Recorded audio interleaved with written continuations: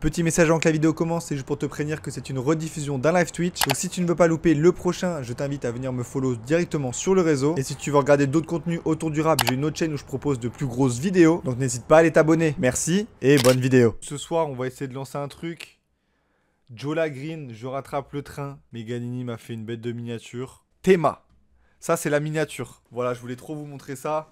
J'en suis trop content. Bon, pause dans la vidéo parce que je viens de me rendre compte qu'en fait, en stream, je n'ai pas du tout expliqué le principe de ce format. En gros, c'est souvent que parfois dans mes messages, on me propose de réagir à des projets qui sont déjà sortis il y a très longtemps et j'avais jamais trop trouvé le format pour faire ça, étant donné que sur Twitch, on n'écoute que les albums qui sortent à minuit et qu'après, on passe à autre chose. Là, ça sera l'occasion pour moi de découvrir des artistes que je n'ai pas eu l'occasion d'écouter, mais aussi que vous, de votre côté, vous pouvez me partager des artistes que vous avez compris à travers de mes vidéos que j'écoutais pas forcément ou que j'ai pas écouté tel album qui est sorti il y a déjà quelques temps. La seule contrainte que je vous donne pour me présenter des artistes par rapport à ce format, c'est qu'il est quand même un minimum d'actualité pour qu'on ait une réelle plus-value à l'écoute. Je m'explique, dans le cas de Jola Green par exemple, il vient de faire un feat sur le projet de Bébé Jacques, il a eu un énorme feat sur le projet de Tiakola, et il vient de sortir son Colors, tout en annonçant un nouveau projet qui sortira au mois de novembre. Ce qui là me donne, dans ce contexte-là, l'occasion de découvrir un projet que j'ai pas écouté, avant d'écouter dans les semaines qui viennent son nouveau projet. Voilà, j'espère que ce nouveau format sur la chaîne va vous plaire. Au final, ça ne reste qu'une première écoute, mais ça me permet de découvrir des artistes, vous aussi peut-être d'en faire découvrir ceux qui ne connaissaient pas Jola Green ou les prochains artistes pour ce format-là. Et voilà, n'hésitez pas à me donner des artistes pour les prochains. Bref, je vous laisse avec la première écoute, je ne parle plus.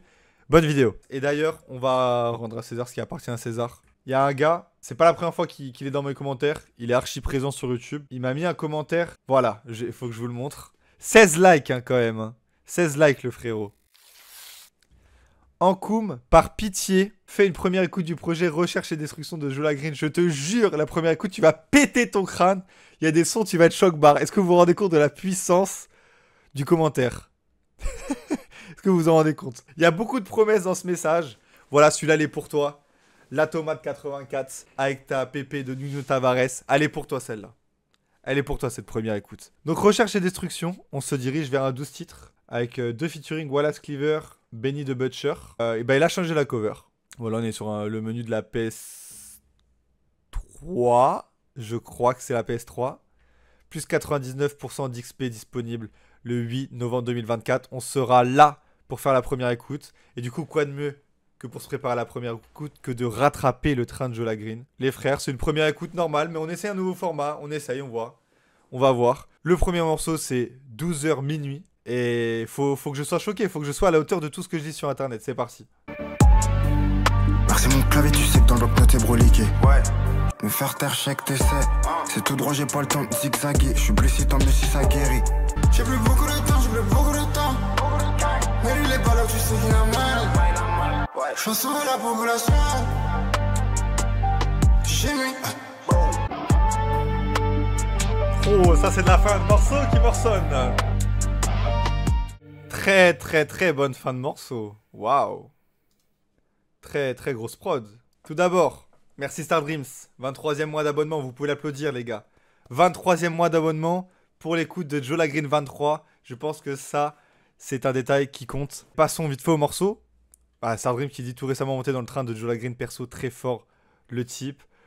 On se retrouve avec l'intro 12h minuit. C'est composé par Elio et Louis Marguier. Très bonne prod. Une prod très riche. Honnêtement, il se passe plein de choses dans le morceau. Ce qui est bien, c'est que pour une intro, on a déjà quelque chose qui te donne envie d'écouter la suite. Mais surtout, on a déjà une bonne palette de ce que peut faire Jola Green. On l'entend rapper sur le début, sur une prod assez lente, assez monotone, on va dire. Il se passe pas grand chose dans la prod, elle est un peu mystérieuse. Et quand la prod commence à partir, lui aussi sa voix elle part. On a l'autotune, on l'entend pousser dans les aigus. Donc on a déjà une petite palette dès l'intro de son premier projet de voir potentiellement ce qu'il peut faire. Et moi je trouve ça intéressant quand t'es un jeune artiste en développement quoi. Je sais que si j'avais écouté ça le jour de sa sortie en stream, j'aurais été dedans, c'est sûr et certain. Puis bah là c'est d'ailleurs l'intro, si vous voulez les stats, c'est le morceau le plus streamé de son projet à l'heure actuelle. Quasiment un an après sa sortie. Putain, le train il a mis du temps à démarrer les gars. Le train il est resté en gare très longtemps, c'est sorti le 15 décembre, on est le 10 octobre. Allez, deuxième morceau, on a déjà le premier feat du projet. Jour J avec Wallace Cleaver. Et à défaut d'en décevoir beaucoup sur ce chat, je suis pas très fan de Wallace Cleaver. Donc bah écoutez, qu'il me surprenne sur ce morceau, c'est parti. Break rouge, 92-27. Il y a une ambiance dans le morceau là. Let's go, c'est le jour J. J-O-L-A-W-A-2-L-A-C-E Clever. Wesh. C'est du fond de la mer que je surgis. Alex, Sam, Clover me disent que le summer faudra payer. Rêve à total espace. J'pète un Louprat à sa mère. La putain de sa grand-mère, là je marche et je vois que des morts vivants. Et je crois que mon KX a réveillé le cimetière. Tous les jours je pense au cash parce que tous les jours c'est ce que je mérite. C'est le jour J. J'pète de Agathe, Balenciaga. Aujourd'hui c'est le 10 octobre les mecs. Ok, c'était jour J de Jola Green en featuring avec Wallace Cleaver. Et putain, je viens de m'apercevoir quand même que les sons ils sont longs là. 3 minutes 47, 3 minutes 57 pour ce morceau là. C'est le morceau le plus long du projet. Et c'est produit par Franklin et PR. Ok, bon, je sais pas trop quoi en penser. Parce que je me suis pas plus ambiancé que ça. Par contre, je respecte à mort le couplet que Wallace Cleaver a drop. Se faire inviter comme ça et lâcher un aussi gros couplet, je trouve ça toujours formidable, moi, que les artistes qui se font inviter en featuring lâchent pas des miettes. Bah, par exemple, ce qui m'a donné envie d'être là ce soir, c'est le couplet de Jola Green sur l'album de Tiakola. Couplet exceptionnel pour un morceau exceptionnel. Du coup, là, on a un peu la même vibe avec Wallace Cleaver qui drop un vrai truc et qu'on retrouve aussi sur le refrain en passe-passe. Après, j'aime bien l'ambiance du morceau, mais j'aurais aimé que ça parte peut-être un petit peu plus loin, peut-être dans le refrain. Parce qu'au final, le son sonne un petit peu quand même monotone. On est sur quelque chose de très très linéaire sur tout le projet. Enfin, sur tout le morceau. Alors que au début, on a cette prod un peu lugubre pendant 38 secondes. Avec des bruits d'armes d'un peu partout qui lancent. Je pensais que ça allait exploser un peu plus. Mais on est tout simplement juste sur un morceau où deux rappeurs détruisent une prod en kickant, quoi. Mais ok, pourquoi pas. Après, comme je dis, voilà, Cleaver, c'est pas un artiste que je porte vraiment dans mon cœur. Pourquoi pas un jour essayer de rentrer dans le train. Passons au deuxième morceau. Gang Taka, c'est parti. Ouais, on déboule en camtar en vrac. EB de belt et le bas de la plaque. Du genre totoro. En bruit de gang, il a tapé le couche. Dans la raquette, tu vends, tu lis baka. Taka, gang, taka. La vie des fois fait qu'on se bagarre. Rien d'exceptionnel, à part que c'est les goofies. Avec je l'emmène goblet et les sushis. 40 plus soucis, de ma mère ils vont serrer. Refus de temps, péri, je suis paré. Tous les jours, je bosse comme un taré. Gang. Putain, les fins de morceaux, c'est propre aussi. Très propre. C'est déjà le deuxième morceau sur 3 qui fait comme ça. Qui se met 3 petits... Ouais, deux petites fins de trucs avec une petite guitare là. Très appréciable ces fins de morceaux. Donc on se retrouve avec Gang Taka. C'est produit par Franklin encore une fois. On a un morceau, ouais, assez bas au BPM hyper rapide. Très intéressant où Jola Green se met à juste découper une prod et à parler de sushi et de goofy. Ça c'est un mot qu'il aime bien, j'ai remarqué. Goofy. Il fait pas partie de ces mecs goofy, mais moi je suis tellement un mec goofy les mecs. Qui est goofy ici? C'est trop bien d'être goofy, pourquoi il est pas goofy Jola Green. Il rentrera dans le train lui aussi un de ces 4. Non, Gang Taka, j'ai trouvé ça sympa. Après, j'en attends encore un peu plus de tout ce que j'ai lu de Jola Green. Et évidemment des morceaux que je connais maintenant. À passer par le Colors qui est exceptionnel, qu'on pourra peut-être se réécouter après. Les performances qu'il lâche sur les couplets des autres... ça sur les projets des autres artistes. Là, récemment, Bébé Jacques, son couplet exceptionnel. Puis bien sûr, le couplet sur le projet de Tiakola. C'est sûr que je peux pas lui demander de faire la même chose qu'aujourd'hui, parce qu'en un an, en quasiment un an, il a réussi à évoluer. Ouais, j'aimerais que ça parte encore un peu plus loin que juste une petite jersey simple, efficace. Après, ça kick bien comme il faut. Pour le coup, Jola Green, ça a l'air d'être un putain de rappeur, un putain de kicker. Et ça fait trop plaisir d'avoir des artistes dans ce style-là qui arrive à fissurer un peu le plafond de verre. On va être patient avec Jola Green. Je suis là, j'en demande, mais soyons patients. Il y a 12 titres.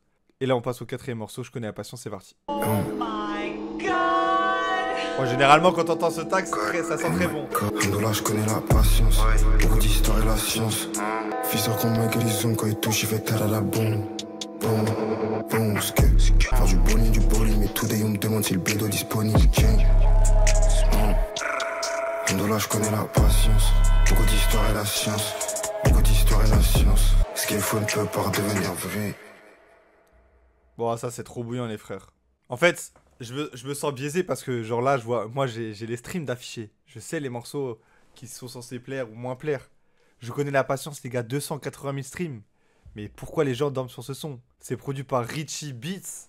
Incroyable, quelle ambiance et quel couplet de Jola Green. Les gars, t'es obligé de te casser la nuque sur des morceaux comme ça. Et j'ai adoré la manière de poser de Jola Green là en fait. J'ai l'impression qu'il a débloqué un nouveau flow, du moins, sur ce projet-là. Et la prod, frère.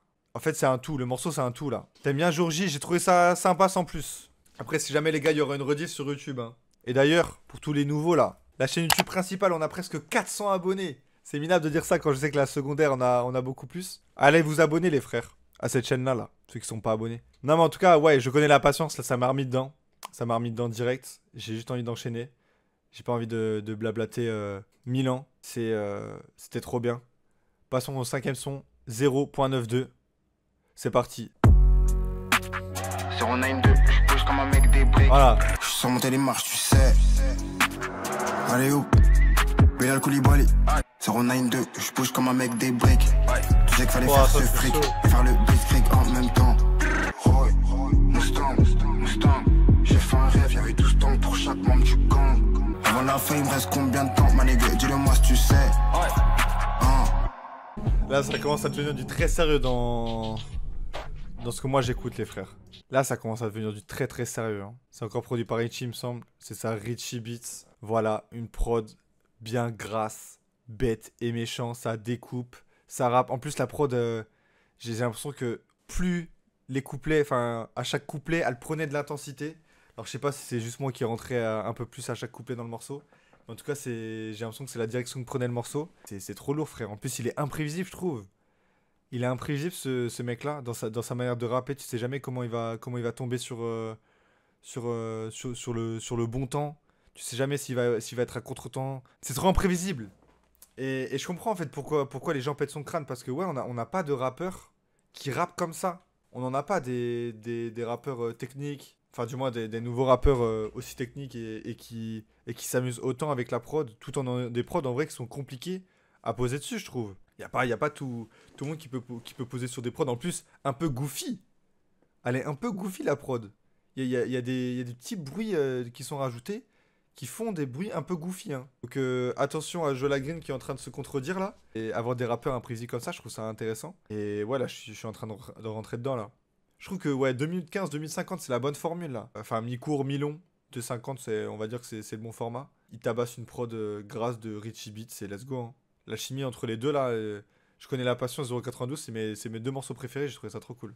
Allez, c'est 17. Jola Green, 6ème morceau, déjà la moitié du projet, c'est parti. Welcome dans mon world, à la technologie, la phase IT. Oublié avant que sonne la cloche. Dès qu'on se craque, on les bras comme au Counter-Strike. On repart en bike en mode niveau Nikon. Wow, dans la zone y'a les white comme Slim Shady. Damn shit.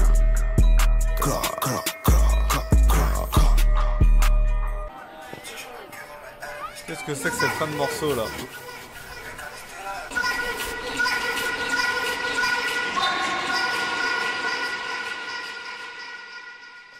Bon, je crois qu'on sait quel rappeur on est en train d'écouter. C17, bon, ça sonne typiquement comme une... Ouais, ça sonne une petite interlude composée par 256 Minaj et KHXN Beats.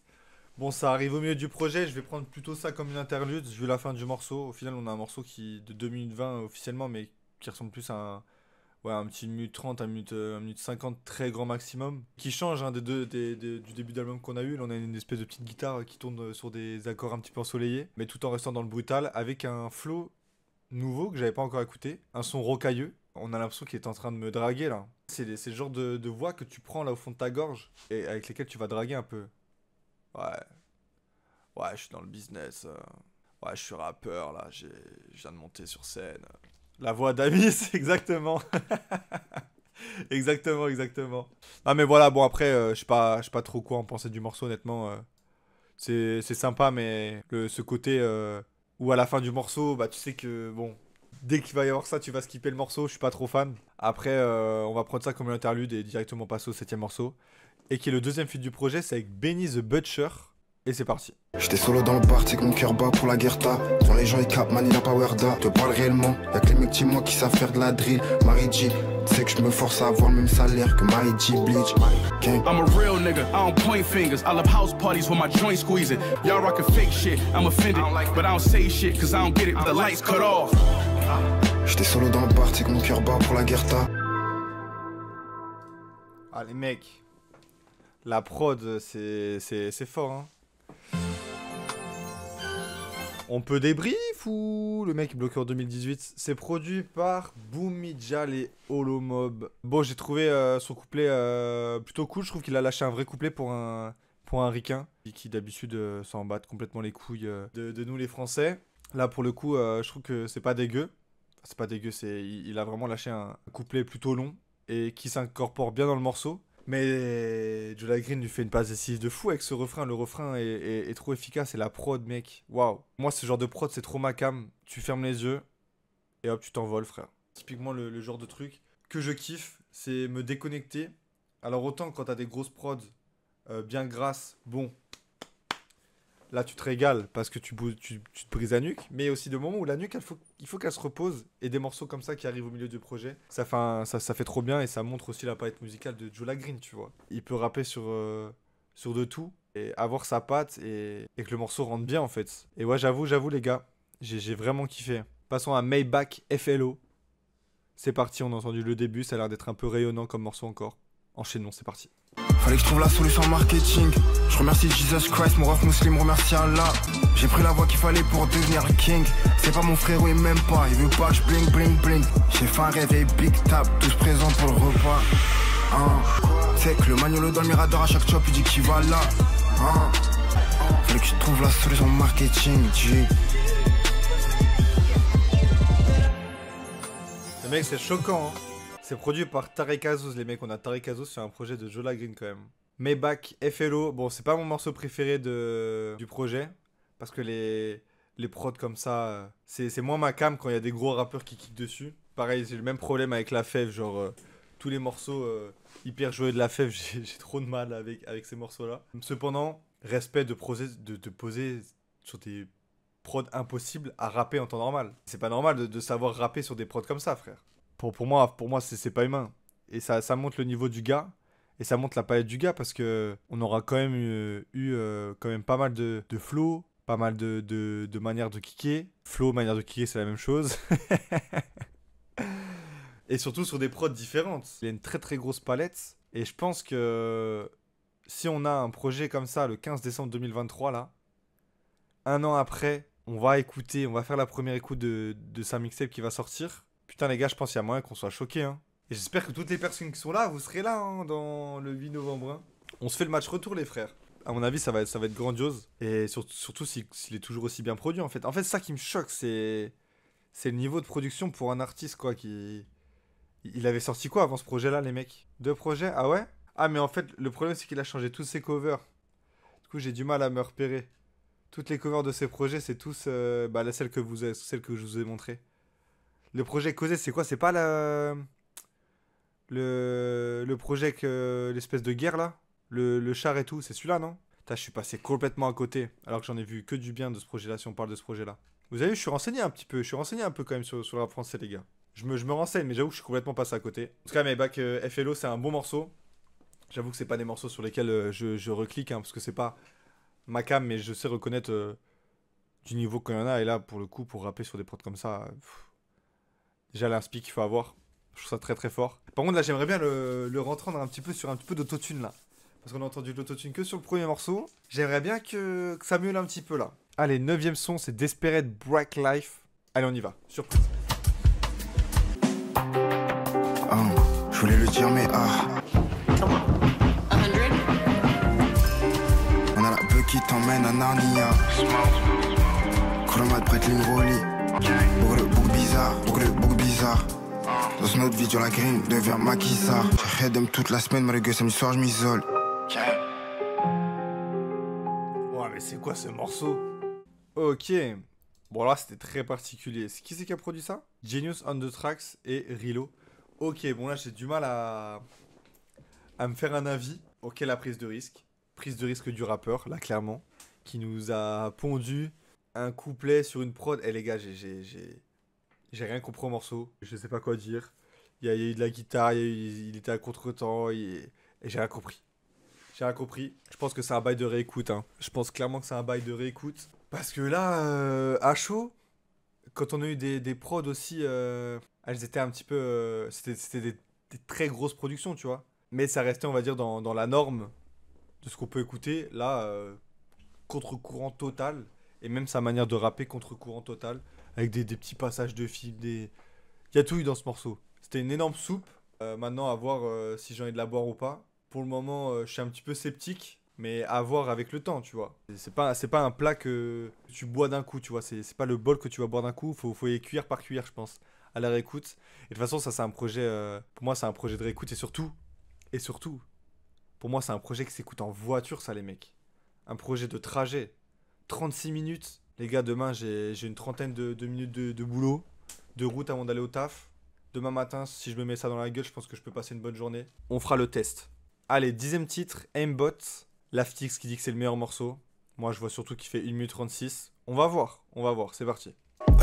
Lollipop dans la bouche quand elle me dit que je suis le god. Aimbot, juste la tête. Faire la fête, c'est pas trop mon truc, je discute pas. Avant d'agir, je le fais. J'arrive dans le jeu, j'augmente les taux de décès. Je suis serein comme si j'avais l'extendo. Comme check Congo, je te la mets dans le pif actif. Me parle pas de faire un somme. J'ai perdu ma cause dans la poursuite.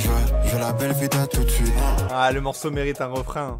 Un refrain en plus, en tout cas. C'est vrai, putain, 1 minute 36, c'est court. C'est court. Produit par Elias Beats. Ouais, on se retrouve sur une petite Jersey.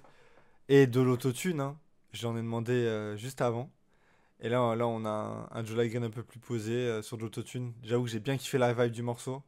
Ça fait du bien, là, après Maybach FLO et Desperate Broke Life, là, où c'était totalement différent de tout le début du projet. Là, je trouve qu'on se retrouve un petit peu plus dans l'ADN qu'on avait au début. Mais dommage, putain, 1 minute 36, ouais. Quel dommage. Quel dommage. Il y avait moyen de le tirer un peu plus, ce morceau-là, et d'en faire quelque chose de grandiose. Là, on reste un petit peu sur notre fin. C'est typiquement ce que je pouvais attendre de Joe Green après l'intro, 12h minuit, où on l'entend rapper, on l'entend chanter, on l'entend sur plein de flows différents. Là, on a un nouveau flow, du coup, qui se débloque hein, après ces 10 morceaux. C'est dommage qu'on n'en tire pas plus profit, quoi. Prochain son, tu vas péter ton crâne sur la prod, c'est n'importe quoi. Bien, c'est tout ce que je souhaite. Avant-dernier morceau, déjà. Dragon de Komodo, c'est parti. Je mets les pieds vers la Toscane, je revole tout le M5 groupe. Pas de savoir les biens que j'ai déjà, je lui réponds, j'ai rien pour toi, sale pétasse. Allez, Céleste la prod. Canon Garrick, je suis avec Tarek et KESI. Soit t'es avec nous, soit t'es avec eux. J'ai porté le ventre, le mic et le G. Et ça pour le G qu'on peut pas tolérer. C'est Johnny Hallyday, quoi. Wesh, il s'est fait un délire sur la fin du morceau, là. Qu'est-ce qui s'est passé, les mecs? C'était quoi ce morceau encore? Produit par Kozé et Tarek Azouz, décidément. Tarek Azouz est partout en ce moment. Ok, donc du coup, on a Dragon de Komodo. Un sacré morceau. Difficile à digérer à la première écoute, les gars, je vous le cache pas. Beaucoup d'informations, que ce soit dans la prod. Surtout la prod, hein, en fait. C'est beaucoup d'informations dedans. Pareil, hein. En fait, je vais me répéter, mais c'est dingue à quel point ce mec est imprévisible, quoi. Il doit être entouré d'une sacrée équipe en studio qui doit lui faire essayer plein de choses, plein d'effets, plein de trucs, plein de manières de couper pour repartir dessus, plein de manières de séquencer ses couplets. Je serais curieux de savoir comment il travaille parce que pour moi, c'est pas possible qu'il y ait un producteur qui soit arrivé qui lui ait dit tiens, j'ai fait cette prod là. Je pense qu'à le tirer, c'est pas possible. Il y a des mecs derrière qui doivent l'aiguiller, qui doivent lui rajouter tellement de valeur en fait. Mais putain, première fois. Première écoute, il y a tellement d'informations à prendre que je pense beaucoup de mal à rentrer directement dans le morceau. D'ailleurs, si vous voulez la stat, c'est le 2e morceau le moins streamé de l'album. Hein. Juste après Desperate Break Life, c'est Dragon de Komodo. Et je pense que cet aspect où, en fait, tu vas écouter Joe Green pour la première fois. Je suis pas sûr que c'est ce morceau-là sur lequel tu vas recliquer derrière. Parce que c'est surprenant en fait. On n'est pas habitué à écouter ce genre de propositions. Et surtout quand c'est un rappeur que tu découvres. Moi là, je vous avoue que là, si je devais me faire un petit top 3 avant d'écouter l'outro, je me mettrais peut-être l'intro.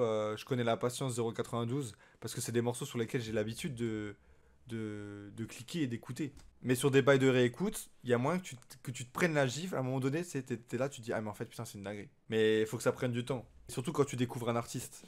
C'est pas comme si, je sais pas, PNL, ils auraient mis une prod comme ça sur 2 frères, je pense qu'on aurait pris une claque, tu vois. Mais parce qu'on est habitué à ce que PNL ait des prods de malade mental qui te retournent la tête. La comparaison est grosse, mais j'espère que vous captez ce que je veux dire. Allez, on va se dépêcher, sinon on va louper le compte à rebours à minuit. On arrive déjà au dernier morceau, c'est BBP. On parle pas du producteur, mais bien de Broke Before Prime. On y va, c'est parti. Tu la green, pas que chaque court. Si j'en dégaine, c'est pour que ça court. Dis-moi qu'est-ce qu'on voit dès qu'on sort en bas de chez nous. Rebelote, rebelote, rebelote, malheureux. Si ça fera un jour, bah dis pas que c'est nous. Si un jour tu crois pas de ma place, tu rêves. Je suis là malheureux, je compte durer. J'ai recommencé, recommencé, recommencé. Mais j'ai payé pour le fou. Fond comme dans Asphalt 9, je fais un fond, je perds pas de time. Bon les gars, quelle outro exceptionnelle, hein. Quel outro exceptionnel, hein. Quel outro incroyable, hein. Produit par BBP. Ah, c'est marrant ça. BBP, il a produit un morceau qui s'appelait BBP. Mais alors qu'en fait, ça veut juste dire Brock Before Prime. Mais incroyable. Les frères l'outro fait partie de mes morceaux préférés là, à la première écoute. Il a redébloqué un nouveau flow, une nouvelle manière de poser à la toute fin du projet. Et la prod est exceptionnelle avec le petit saxo à la fin. J'ai trop kiffé comment il a clôturé le projet. Incroyable. Là, s'il y a bien un morceau sur lequel j'ai envie de recliquer, c'est bien celui-là. Hein. J'ai trop kiffé. Je comprends pas pourquoi les gens ont pas plus streamé que ça. Ça clôture hyper bien. Et globalement, qu'est-ce qu'on peut en penser de recherche et destruction du coup? Vous, c'est quoi votre top 3 du projet, les gars? Vous, c'est quoi? À chaud, je dirais BBP, 0,92, 12h minuit, je pense. Intro ou trop, déjà top exceptionnel. Ça, il a très bien clôturé, il a très bien introduit le projet. Et voilà, et du coup, est-ce que je rattrape le train de Jola Green? C'est ça, du coup, la question de ce petit format où on réécoute des anciens projets. Disons que j'ai vraiment bien aimé mon écoute. Je trouve qu'il a énormément de potentiel. Maintenant, pour que je conduise la locomotive, il va falloir me choquer sur le prochain projet. J'ai passé un très bon moment. Je trouve que énormément de potentiel. Une très grosse équipe en tout cas. Il choisit très bien ses prods. Il arrive à nous emmener là où il veut nous emmener. Et ouais, grosse palette en fait. Moi, c'est ça surtout que là qui me choque, c'est... À la première écoute, c'est tu sors un 12 titres. Contrairement à ce que dit Meganini, moi, j'ai pas trouvé ça monotone. Ok, je pense que dans la question monotone, je pense que tu parles un peu de sa voix. Où ouais, c'est clair que sur beaucoup de morceaux, il va prendre la même voix, mais les flows sont pas les mêmes. Il va essayer d'aller chercher différents styles aussi, différentes manières de poser. Et c'est vrai que quand il se met à chanter, par contre, il utilise un peu d'autotune. Ouah, ça rajoute tellement quelque chose parce qu'il la maîtrise déjà, je trouve. Vous, les gars, il y a du potentiel monstre. Hein. Je comprends la hype autour de ce mec. Là, j'avoue, à chaud, j'ai pas non plus pété mon crâne sur tous les morceaux. Mais je pense, ouais, c'est un bail de plusieurs écoutes. Hein. Je pense que c'est pour ça que autant de gens font encore la propagande de cet album-là. C'est que, mine de rien, un an après, les gens parlent encore de ce projet-là. Et ça, c'est fort. Ça, c'est fort, les gars. Parce que maintenant, les projets, ça dure quoi? 2 semaines. Et pour qu'un projet continue d'arriver dans ma TL un an après sa sortie, c'est puissant. Et que les gens m'en parlent en commentaire YouTube et tout, c'est vraiment exceptionnel. On va suivre ça de très près. On se retrouve du coup le 8 novembre pour la première écoute du nouveau projet de Jola Green 23. Soyez-en certains.